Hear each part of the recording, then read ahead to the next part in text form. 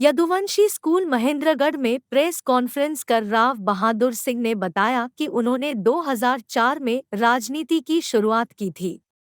उन्होंने बताया कि 1996 में चौधरी देवीलाल की पार्टी में आए थे और 2005 मैंने चुनाव लड़ा था। उस समय चौधरी देवीलाल की पार्टी टिकट नहीं दे पाई और मैंने मुलायम सिंह की पार्टी समाजवादी पार्टी से चुनाव लड़ा और 2700 वोटों से पराजित हुआ। चौधरी ओम प्रकाश चौटाला ने 2009 में नांगल चौधरी से टिकट देने का काम किया और चुनाव जीता। चौटाला परिवार ने मेरे को मान सम्मान दिया। 2014 में भिवानी महेंद्रगढ़ से लोकसभा से चुनाव लड़ने का काम किया, लेकिन चौटाला परिवार में आपसी मतभेद को देखकर मैंने बीच में कांग्रेस पार्टी ज्वाइन कर ली थी। उसके बाद भी मैंने भूपेंद्र सिंह हुड्डा की अगुवाई में 2019 के चुनाव में एमपी एमएलए की टिकट न मिलने पर भी पार्टी में काम किया और मैंने पार्टी में रहते हुए भूपेंद्र सिंह हुड्डा का मान सम्मान किया। बाप बेटे पर आरोप लगाते हुए उन्होंने कहा कि भूपेंद्र सिंह हुड्डा व दीपेंद्र हुड्डा का व्यवहार हमारे प्रति सही नहीं था, इसलिए मैंने पार्टी छोड़ने का काम किया। उन्होंने कहा कि मेरे जैसों को हरियाणा में कांग्रेस द्वारा लॉलीपॉप देने का काम किया है। अगर इसी तरह रहा तो कांग्रेस पार्टी और भूपेंद्र सिंह हुड्डा व दीपेंद्र सिंह हुड्डा भी खत्म हो जाएंगे। मैं तो अपने पुराने घर अपनी जेजेपी पार्टी में शामिल हो गया हूँ। दुष्यंत चौटाला ने जितनी छोटी उम्र में कितने विभाग संभालने का काम किया है। राव बहादुर सिंह ने कहा कि मैंने चौटाला परिवार से राजनीति की शुरुआत की थी और मैं अपने पुराने घर वापस आ गया हूँ। अगर जेजेपी पार्टी महेंद्रगढ़ भिवानी लोकसभा से टिकट देने का काम करेगी तो मैं मना नहीं करूँगा। अगर नहीं देगी तो भी पार्टी की सेवा करूँगा।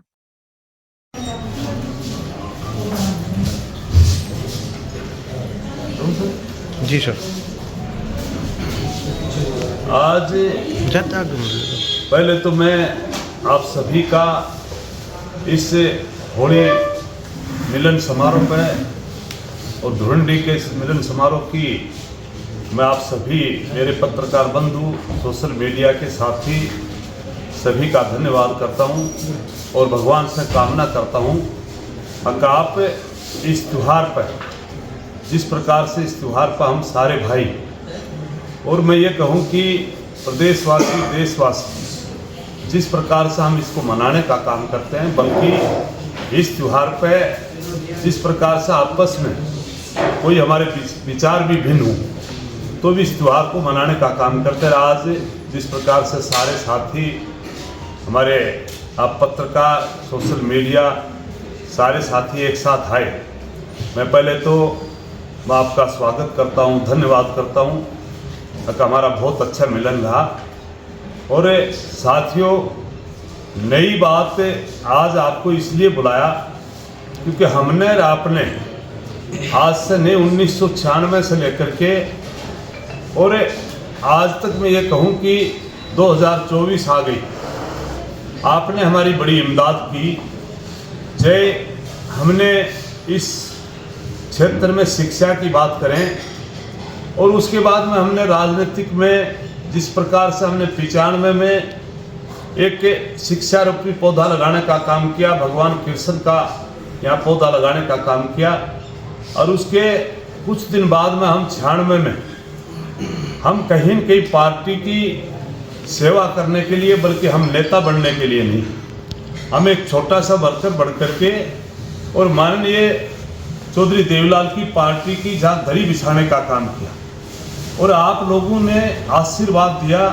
चाहे वो शिक्षा की बात हो और चाहे राजनीतिक की बात। आपका आशीर्वाद मिला। 96 के बाद में जो टाइम बीतता गया और आपकी वजह से आपने मेरा सहयोग दिया और उसकी वजह से मैंने 2004 और 2005 में चुनाव लड़ा और चुनाव में बल्कि हमें कोई किसी पार्टी की टिकट पर हमने घोषणा नहीं की।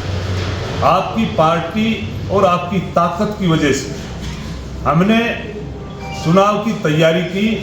और हमने आपके बीच में शायद कई साथी बाद में इस पत्रकारिता में आए लेकिन हमने जब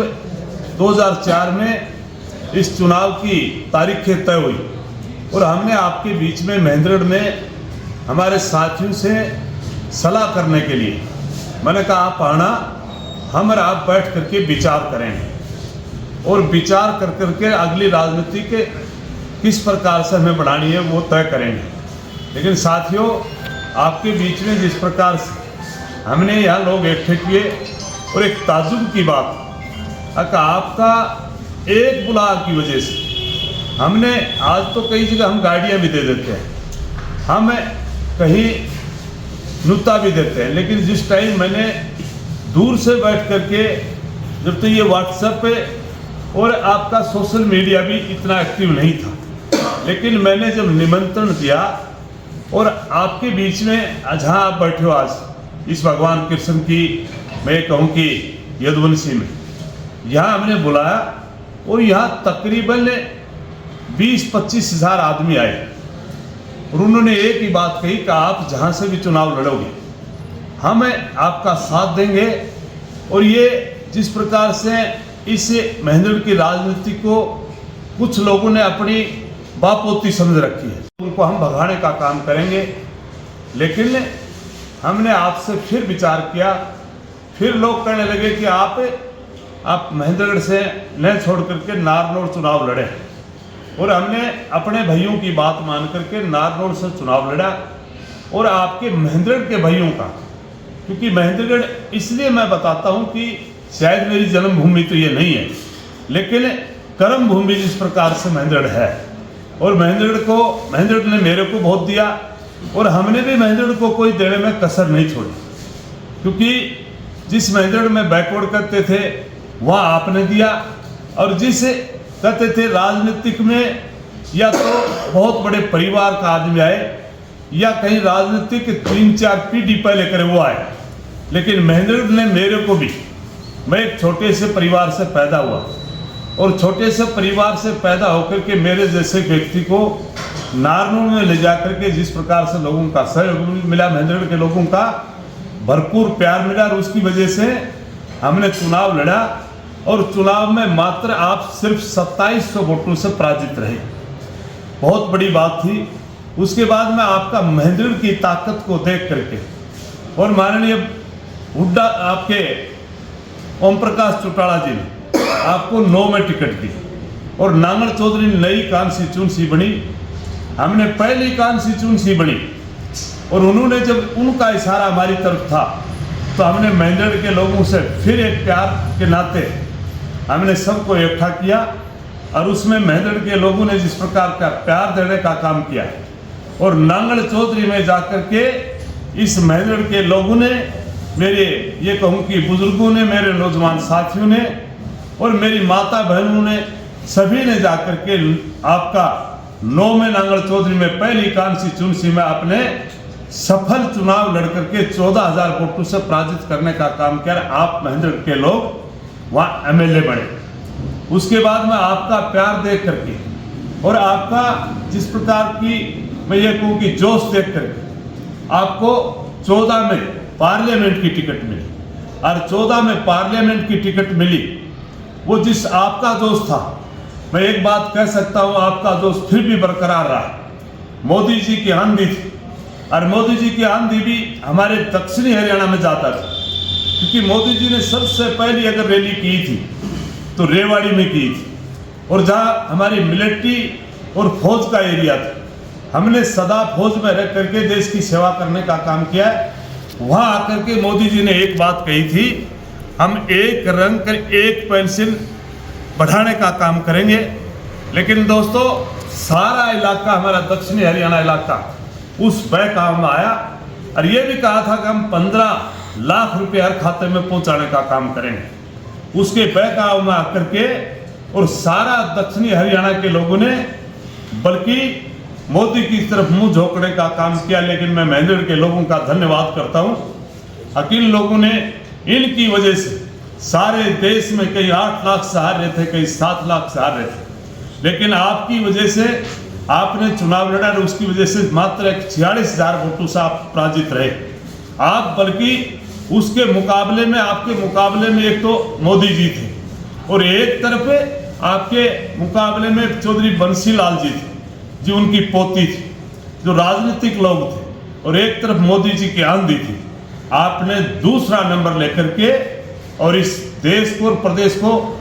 मैं ये कहूँ कि कहीं न कहीं ये दिखाने का काम किया कि वास्तव में महेंद्र के लोग एक काबिल तारीफ करने योग्य लोग थे, और उसको लेकर के हमने फिर भी हम सेवा में लगे रहे। लेकिन 19 में जब चुनाव आया, फिर हमारी एक तैयारी थी, लेकिन कहीं न कहीं हमारे चौधरी देवीलाल परिवार में थोड़ा सा मनमुटाव आया, और उसकी वजह से हम उस चक्कर में न पड़ करके, और हमने कहा जो परिवार पाट गया, हमारे साथ में प्यार उनका था, लेकिन पाटने की वजह से हमने अच्छा ये समझा किसकी तरफ जाएं, किसकी तरफ न जाएं। हमने एक ऐसा व्यक्ति को पकड़ने का काम किया जिसके साथ में हम 9 से लेकर के 14 तक विधानसभा में बैठे, और माननीय हमने आपके जब मुख्यमंत्री चौधरी भूपेंद्र सिंह हुड्डा जी थे, और हमने उनकी कार्यशैली देखी और उनका प्यार देखा। उसको देख करके हमने कहा अब हमें भूपेंद्र सिंह हुड्डा जी के साथ में अगली सेवा करने का काम करेंगे। तो हमने भूपेंद्र सिंह हुड्डा जी का दामन थामने का काम किया, कांग्रेस का दामन थामने का काम किया। लेकिन दोस्तों, हमने काफ़ी प्रयास किए। 19 का चुनाव आया, 19 के चुनाव में शायद भूपेंद्र सिंह हुड्डा ने, कांग्रेस ने हमारी अनदेखी करने का काम किया और हमारी बहन सुरती चौधरी को टिकट देने का काम किया। और सुरती चौधरी को जब टिकट दी तो हमने जी तोड़ मेहनत कर करके, अब हमें क्या पता कि इनसे लोग नाराज हैं, और हमने जितनी मेहनत की और उसका फायदा कांग्रेस पार्टी को फिर भी नहीं मिला, बल्कि मैं 46,000 से आ रहा और वह सुरती चौधरी दोबारा फिर 4,84,000 वोटों से फिर हारने का काम किया। हम फिर भी उनके साथ में रहे। उन्होंने कहा विधानसभा की चुनाव की बारी है, हमने कहा कहीं न कहीं कांग्रेस सोचेगी, समझेगी और योग्य लोगों को टिकट देने का काम करेगी। लेकिन दक्षिणी हरियाणा में फिर भी वो समझ नहीं पाए और ऐसे ऐसे लोगों को टिकट देने का काम किया। उनकी वजह से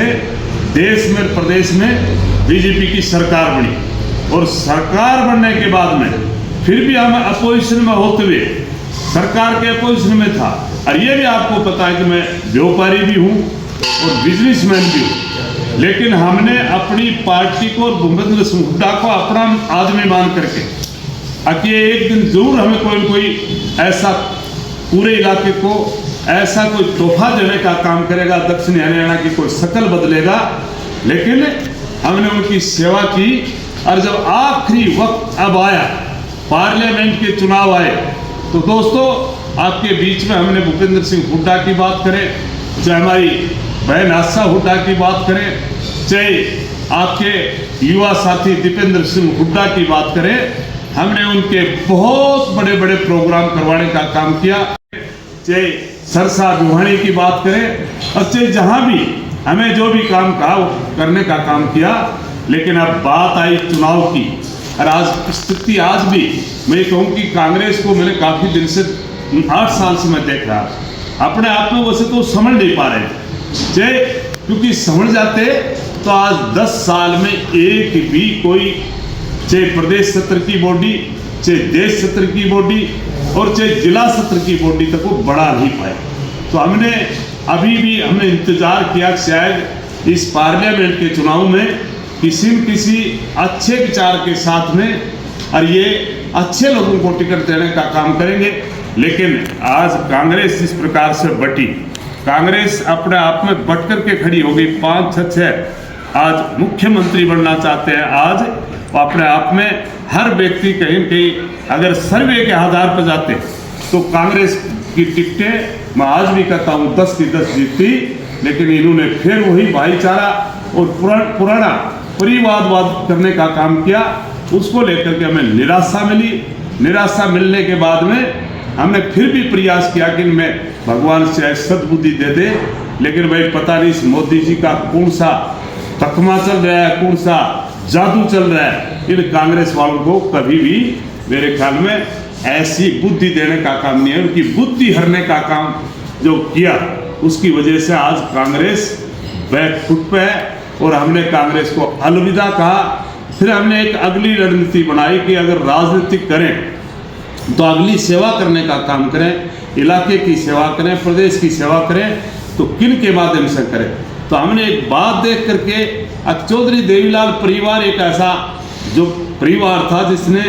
देश में, प्रदेश में, हरियाणा प्रदेश बनाने में और आपके इस इलाके के दक्षिणी हरियाणा का जो मान सम्मान किया, मैंने कहा उन दोनों परिवारों में से किसको चुने। तो आज बात चौधरी ओम प्रकाश चौटाला की मैं कोई कटती नहीं करता, अवेशन की नहीं करता, लेकिन जहाँ आज बात आती है, एक तरफ 35 साल का नौजवान साथी खड़ा है और एक तरफ 97 साल का बुजुर्ग खड़ा है, तो हमने एक ही बात देखी कि जिस व्यक्ति ने 5.5 साल में जिस प्रकार से पार्टी को गठित किया और गठित करने के बाद में पहली बार वो अपनी पार्टी को 10 एमएलए बना करके और 4.5 साल तक जिस प्रदेश को बड़ी बाखूबी से निभाने का काम किया, उसमें कई प्रॉब्लम आई, बल्कि कोरोना काल जैसी बीमारी आई और कोरोना काल जैसी बीमारियों के साथ साथ में चाहे किसान आंदोलन की बात करें, चाहे जाट आरक्षण की बात करें, ऐसी समस्याओं से भी झूलते हुए उनके पीछे कई बार जाट आरक्षण में जाट भाइयों ने उनके पीछे पत्थर भी बगाड़ने का काम किया, लठ भी मारने का काम किया। लेकिन उस नौजवान साथी का मैं धन्यवाद करता हूं जिसने पीछे हट करके ये नहीं कहा कि मैं आपके खिलाफ मुकदमा दर्ज करवाऊंगा। उनकी बात सुन के, क्योंकि वो सरकार में था, ऐसे किसानों की बात को लेकर के चले, सेंटर की बात थी, लेकिन उसके हाय हुल्लड़ मचाते थे, उसकी बुराइयां करते थे, लेकिन उसने कभी भी किसान के खिलाफ एक भी बात करने का काम नहीं किया। उन बातों को लेकर के हमने एक ही बात सोची कि अगर इस इलाके का भला करना है तो अपन दुष्यंत चौटाला को अपना नेता माने और इसके साथ में काम करने का एक और मौका अगला लेने का काम करें। इसलिए हमने दुष्यंत चौटाला और जेजेपी पार्टी ज्वाइन करने का काम किया है। तो आप आज आपके बीच में आपको इसलिए बुलाया, जिस प्रकार से आपने मेरी शुरुआत की थी उसी प्रकार से इस जेजेपी पार्टी और आने वाले पार्लियामेंट के चुनाव में अभी मेरे को कोई टिकट नहीं मिली है, लेकिन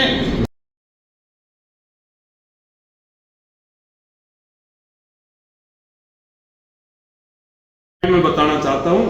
ओम प्रकाश चौटाला और देवीलाल, चौधरी देवीलाल की पार्टी ने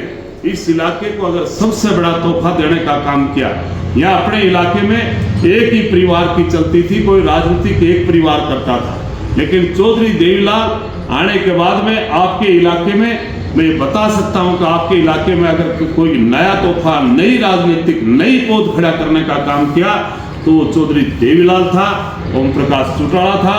आपके इलाके में नई राजनीतिक लहर तो चौधरी देवीलाल लहर। आपके एक बार परिस्थिति बदल गई थी और आपका सबसे बड़ा नेता राव वीरेंद्र सिंह जी होते थे, परिस्थितियां बदल गई, कांग्रेस ने उनको ठुकराने का काम किया। उस वक्त भी चौधरी देवीलाल ने अपनी पार्टी में ला करके और उनको सबसे पहला अगर एमपी बनाने का काम किया था तो भी चौधरी देवीलाल ने किया था। रेवाड़ी को जिला बनाने का काम चौधरी देवीलाल ने किया था और अपने राव तुलाराम की छुट्टी बहाल करने का काम किया था तो चौधरी देवीलाल ने किया था। आपकी कोसड़ी को सबसे पहले तहसील का दर्जा एक गांव की पंचायत को देने का काम किया तो चौधरी देवीलाल ने किया। आपके इलाके में एक ही परिवार की राजनीति होती थी, लेकिन चौधरी देवीलाल ने, चाहे आपके रामविलास शर्मा की बात करें, चाहे आज राव लक्ष्मी नारायण की बात करें, चाहे संतोष को एचपीसी की मेंबर की बात करें, और चाहे कैलाश शर्मा की बात करें, चाहे मनोहर लाल सेनी की बात करें, और चाहे इस इलाके में रघु यादव की बात करें, नरवीर की बात करें, चाहे राव रामनारायण की बात करें, मैं आपके अपने एरिया की बात बताना चाहता हूँ। इतने लोगों को वो लोग, और चाहे राज्यसभा में आप उठा लेना, देश बना, प्रदेश बना, आजाद हुआ तब से लेकर के आज तक किसी भी पार्टी ने अगर राज्यसभा में भेजने का काम किया तो वो चौधरी देवीलाल की पार्टी ने किया। तो नौजवान साथियों से आपके माध्यम से मैं प्रार्थना करना चाहता हूँ, शायद आपको कोई कांग्रेस और बीजेपी के प्रति अगर कोई आपको गलत बढ़ाने का काम करता है उससे बच करके और आने वाले टाइम में इस दुष्यंत चौटाला का साथ दें, ताकि आने वाले टाइम में हमारी नई नस्ल जो आएगी उनको भी राजनीति का एक पाठ पढ़ाने का काम करेंगे और आगे चल करके हमारे एरिया के लिए और नई कोई ऐसी तकनीक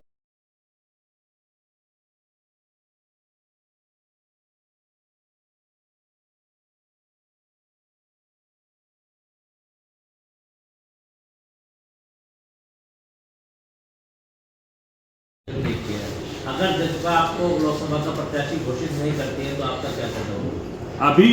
जिस प्रकार से अगर जेजेपी पार्टी ने मुझे अगर मेरे को घोषित नहीं किया तो मैं आज पार्टी मेरे को कोई लोग दे करके नहीं ले गई और नई पार्टी के पास में लोग लेकर के गया। मेरे को अगर पार्टी ये कहेगी कि आज मैं उनका सिपाही बन करके गया और सिपाही बन करके काम करूंगा, शायद मैं कांग्रेस में रहते हुए तो मैंने कई बार कहा अगर टिकट नहीं मिलेगी तो भी हम चुनाव लड़ेंगे, लेकिन अब अगला फैसला उनके जेजेपी पार्टी पे, अगर वो मेरे को टिकट देंगे तो मैं चुनाव लड़ूंगा, नहीं देंगे तो उनकी सेवा करूंगा। जिस प्रकार से जातीय समीकरण की बात करें तो पिछली दफा जब आपने लोकसभा का चुनाव लड़ा तो आपको भिवानी और महेंद्रगढ़ के अंदर वोट स्ट्रेंथ ज़्यादा मिली थी, जबकि महेंद्रगढ़ जिले के अंदर कम मिली थी। इसको लेकर महेंद्रगढ़ में आपकी किस तरीके की? देखो, वो मैंने एक बात बताई ना आपको बताई थी कि महेंद्रगढ़ में इस इलाके में हमारी जो जिसको हीरवाल करते हैं, इसमें हमारे लोग मिलिट्री में ज़्यादा थे और कहीं न कहीं एक बात को लेकर के और एक फैक्टर और भी था, क्योंकि हमसे कुछ भी कहें हमारे इलाके में आज भी हमारे राव तुलाराम परिवार का और चाहे रावरिंदर सिंह जी का और चाहे आज के हमारे नेता आज राव इंद्रजीत सिंह का, उनका अपना प्रभाव था। एक दूसरी बात वन रैंक वन पेंशन का थोड़ा सा फर्क था, इसलिए पिछली बार लोग इस चक्कर में 14 में वोट दे गए और जो 19 की बात करते हैं तो उसमें हमारे लोगों को इन्होंने आजमाया ही नहीं, उस परिवारों को आजमा लिया जो पहले थे। अगर 19 में हमारे लोगों को आजमाते और अच्छे लोगों को टिकट देते, चाहे बेशक स्वाति को टिकट दे दी लेकिन वो राजनीति के नहीं थी, कुछ दिन पहले आई और आके ना खड़े होने के बाद में वोट थोड़ी मिलते हैं, इसलिए दो चुनाव हमारे से बाहर चले गए। बाकी अगली बार आपको इस इलाके की एक बहुत बड़ी एकता दिखेगी, ये लोग आपकी बात आपको वोट दें। जिस तरह माना जाता है कि मोदी लहर अब भी है, तो क्या लगता है कि मोदी लहर का कितना असर रहेगा इस पर? मैं बिल्कुल इस बात को मानता हूं कि मोदी की लहर ना हो तो फिर तो कोई मुकाबला ही नहीं, लेकिन ये मोदी की लहर के साथ तो मुकाबला है। मैं समझता हूं कि अब की बार मैं मोदी लहर को तोड़ने का काम मेरा इलाका करेगा, मैं नहीं, मेरी 36 बिरादरी करेगी और अपन जीतेंगे। अब की बात 4 लाख वोटों से। राव दान सिंह के लिए आपने हमेशा बलिदान किया है और उनसे आपका अच्छा तालमेल भी रहा है। अगर राव दान सिंह को कांग्रेस से यहाँ से टिकट मिलती है तो क्या पहले की तरह आप बलिदान देंगे या नहीं? वो पहले राव दान सिंह पहले टिकट लेते थे और राव दान सिंह पहले टिकट लाए, मैंने इसमें कोई दो राय नहीं। अब दान सिंह अगर अपने आप में टिकट लाता है तो उसकी भूल है और भूल खा के लाएगा तो वो फिर अपना खामियाजा आज नहीं, फिर तो मेरे ख्याल में कई दिन भुगतना पड़ेगा। तो इसको अपना सोच समझ के उसको काम करना चाहिए। मेरे को अगर टिकट दे दी तो मैं तो आया हूँ, मैं तो चुनाव लड़ूंगा, फिर मैं थोड़ी उसको सोचना चाहिए। मैं उससे उम्र में बड़ा हूँ, 3 बार मैंने उसको MLA में त्याग किया है, तो उसको अपना आप सोच करके एक बार तो बदला तार देना चाहिए, उसको बदला तारना चाहिए अपनी बात। सर, राहुल गांधी कह रहे हैं कि लोकतंत्र भारत में नहीं है, ये एक झूठ है। और कल जैसे ईडी ने केजरीवाल जी को गिरफ्तार किया तो उसके बाद अनुराग ढांडा ने भी ये कहा कि लोकतंत्र नहीं है, तो इस पर क्या कहना चाहेंगे? भाई, बात यह है कि राहुल गांधी जी कई बार बचकाना ध्यान देता है, पढ़ा लिखा है राजनीतिक परिवार से, लेकिन ये लोकतंत्र नहीं था। तो इन्होंने भी तो लंबा अरसा 70 साल तक इस देश को चलाया, जब भी तो लोकतंत्र था। और इस बात में कोई दो राय नहीं कि आज जो जिस प्रकार से बीजेपी तानाशाह जब भी कोई भी की, आपके बीच में 77 में जिस प्रकार से इंदिरा गांधी ने एक राष्ट्रपति शासन लगाया, उसका खामियाजा भुगतना पड़ा। आज जिस प्रकार से मोदी जी ये जो कर रहे हैं, आज के हाजिरी